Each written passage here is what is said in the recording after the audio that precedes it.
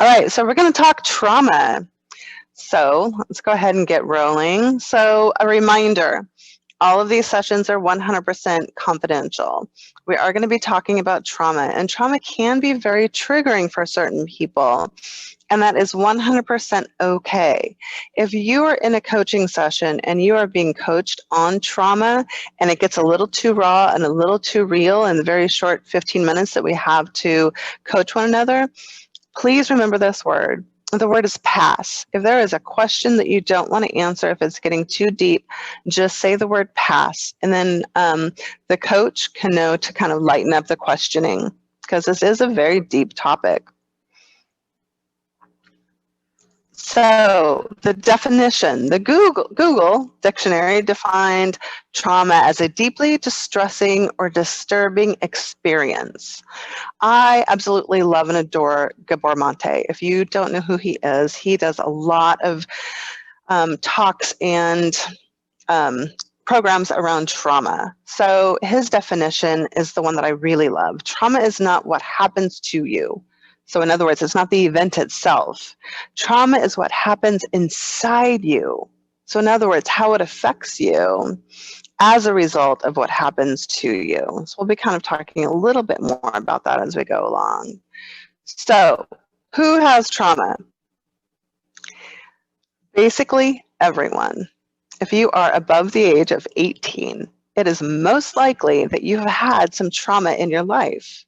Now, it could be a small trauma or what you perceive as an adult to be a small trauma. Maybe, maybe your brother held your very, very favorite stuffed animal out the window and was taunting and teasing you as a child.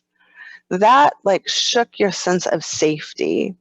And oftentimes that can actually be a very traumatic event for you as a child. Now, as an adult, if that stuffed animal got dropped out the window, that you'd still be safe. But as a child, we perceive safety in a very different way. Also, if you have ever heard of the thought of big T and little t, as in big trauma being something that is like a death in the family, especially as a child, your parents getting a divorce, anything like that would be considered a big T. And then a little t would be, neglect. Gosh, I can't think of another example of little t. I'm here to say I want to just throw those examples out the window. And the reason I want to do that is because I don't believe the size of the trauma matters. What really matters is exactly what Gabor Mate said, is how it affects you. But I've also heard that as being an example of a million paper cuts. A million paper cuts is going to hurt just as much as a knife cutting you at a certain point. So we can't really perceive different things as being a big trauma or a little trauma. That's my opinion. So it's very, very interesting, and I've seen this time and time again, that people minimize their trauma. And there's so many reasons for that. So we want to minimize it primarily because it feels uncomfortable. And it's human nature to resist anything that provides us with discomfort. So it's also a way of our subconscious trying to keep us safe. And being able to talk with yourself and tell yourself it's okay to experience this, knowing that you can go through it and not get stuck within the trauma of it. It's also difficult for a lot of people to come to realizations of the trauma in their life, and they want to minimize it because oftentimes as a child, some of this trauma has come to us through our parents. And our parents as children are a rock, so we rely on them. And knowing that they've been a contributor to the trauma is really difficult. So we try to offer them compassion. Oh, they didn't know any better. They just are treating me the way that their parents treated them. And yes, while all of that is very, very valid reasoning, you also need to remember to have compassion for yourself. And that means really looking at how these experiences affected you, especially as children. So the next slide here. symptoms of unhealed trauma. So the symptoms are far and wide. There can be emotional and psychological issues. One of mine that I say coming up time and time again as I deal with my own trauma is guilt, shame, and self-blame. So that is a huge one for me. I didn't realize how guilty I felt for just living my own best life and the effects that that can have on other people. You know, maybe they don't approve of it and so forth. Another really common one, I think, at least for myself, was feeling disconnected or numb. There was a long time in my life where I disconnected from any emotion that I felt was unsafe or unfavorable, any negative emotion, and I only saw the silver lining in everything. Anything bad would happen to me, oh, that's okay because there's a silver lining to it. And well, yes, that can be helpful. You have to do the full scope of emotions, allow yourself to feel all of those emotions in order to be a healthy, well-balanced person. There's also several physical symptoms of trauma. So the effects of unhealed trauma. I really love this quote. It came from a movie called The Wisdom of Trauma, and we'll talk about that again in a moment. But our trauma really causes us to lose the beauty of our own existence. And I just found that so interesting. A lot of other effects of unhealed trauma can happen, and here's just a few of them. So you can react in relationships and out in the world with a wounded response. And what that really looks like is perhaps your response to someone or something is greater than it needs to be. Perhaps somebody cuts you off in line or driving, and you are filled with rage. Taking a step back and actually looking at why you're filled with rage, what was the original beginning of that rage, can be incredibly helpful in healing your trauma. Also, being triggered is a huge response to trauma. I know for myself, I've really begun looking at my responses to other people and asking myself, is this really directly related to what's going on, or am I being triggered by something? A real short story, I was chatting with someone just recently, and she was saying, I need to talk with my boyfriend because he wears his boots in the house and it just drives me crazy. And I asked her, is it really about the boots? And she's like, well, no, he leaves plates laying around as well. And I said, but is it really about the plates? What are the feelings behind this? And she got down to, after conversation, that it was really a feeling of being disrespected, and then tracing that feeling back to the original core wound of when she began feeling disrespected.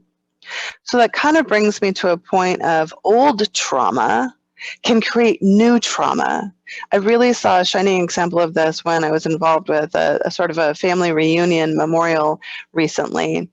And each person in the family has some unhealed trauma in their life from their childhood. And they were putting on a dinner and they were arguing back and forth. And I could see, just as the observer role, how their wounded places were creating this new trauma. So they were creating more disruption between them because of the unhealed trauma in their life. It also, another effect of trauma can be feeling stuck. So if you feel like you can't move forward in your life, that's a great time to examine yourself and see if you're dealing with some unresolved trauma. So how to begin to heal from trauma? So I think one of the most important things is really knowing when it's time. We're not all going to be at a place where we can heal from trauma at any given time. You have to really look at, are you dealing with other things? Do you have the mental capacity? Do you have the physical capacity? Healing from trauma can be very draining, both physically and emotionally. But then when you recover from that, there's where the real freedom comes from. So also another way to heal from trauma is really having a trusted person in your life that you can talk to, that you can unpack this trauma, and that they're going to actually help you dive deep enough to heal from it. And that trusted person could be, a coach, a therapist, a friend, just somebody that you really trust with your deepest, darkest parts of yourself. Another really important part of healing is remembering while you're going through this very intense and difficult work, self-care is hugely important. And that can include a lot of different things. Movement can be one of them, breathing, meditation, really anything that's going to help restore your nervous system and care for it in that tender way. Also, another thing to be really cautious about is re-traumatizing. It's okay to go to that place of trauma, but you don't need to live in that place of trauma. And lastly, patience. Healing comes in layers.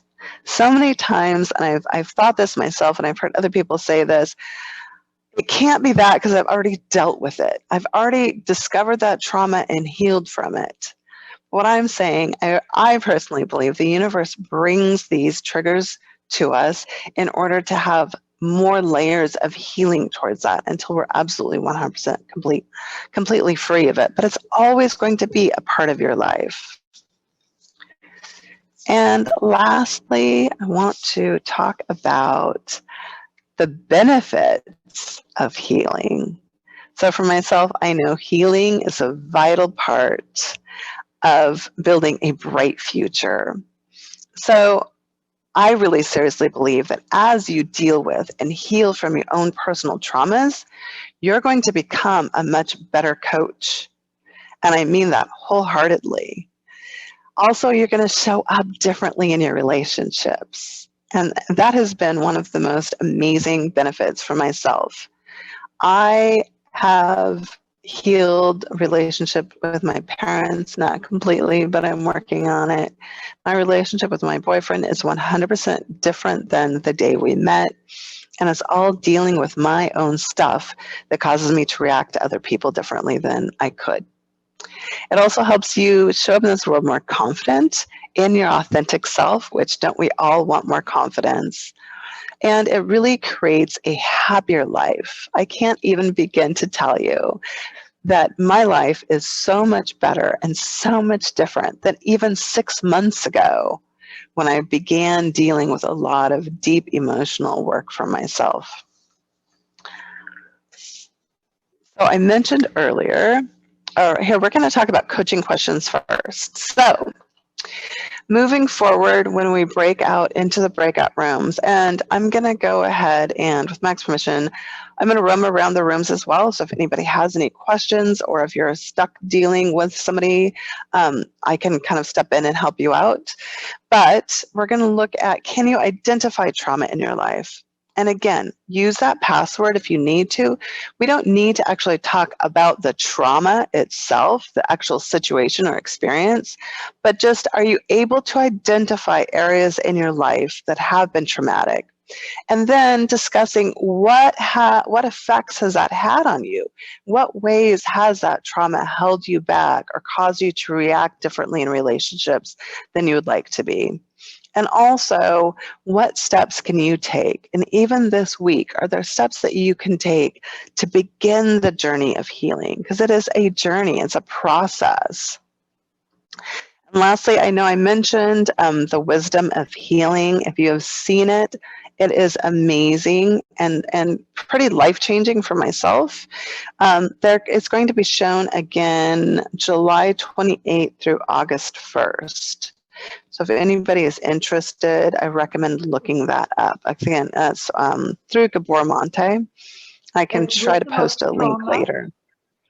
Yes. Wisdom trauma, no wisdom of healing. Thank you, Roz.